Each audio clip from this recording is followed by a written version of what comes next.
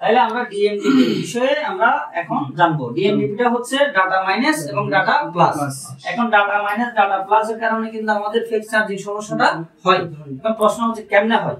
দেখেন data minus data plus হচ্ছে data transferring এর জন্য কাজ করে।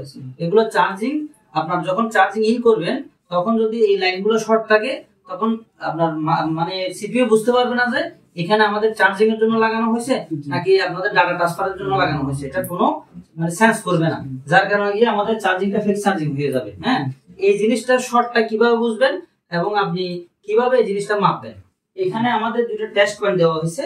টেস্ট পয়েন্টের সাথে আমাদের আবার কানেক্টরের সাথে যুক্ত করা হয়েছে, ঠিক আছে। এখন আমাদের সাপোর্ট থেকে মেইন বোর্ডে যখন আমাদের কানেক্টরটা লাগিয়ে আমরা একটা চার্জিং ইন করব তখন আমাদের এখানে যদি সংযোগটা ঠিক থাকে তাহলে আমাদের এখানে একটা ভোল্টেজ আসবে। আর এখানে আমাদের সিপিইউ থেকে সংযোগটা ঠিক আছে কিনা এটা চেক করার জন্য আমাদের এই যে কানেক্টরটাকে খুলে আমরা এখানে ফুল টেস্ট করব, জিআর ভ্যালু চেক করব। যদি আমাদের জিআর ভ্যালুটা ঠিক থাকে তাহলে আমরা বুঝতে পারবো যে আমাদের সিপিইউ থেকে কি আছে, লাইনটা ওকে আছে। তখন আমাদের এই নিচের থেকে যখন আমাদের ভোল্টেজটা সিপিইউ পর্যন্ত পৌঁছাবে তখন সিপিইউ বুঝতে পারবে আমরা একটা চার্জের জন্য লাগাইছি নাকি আমরা ডাটা ট্রান্সফারের জন্য লাগাইছি।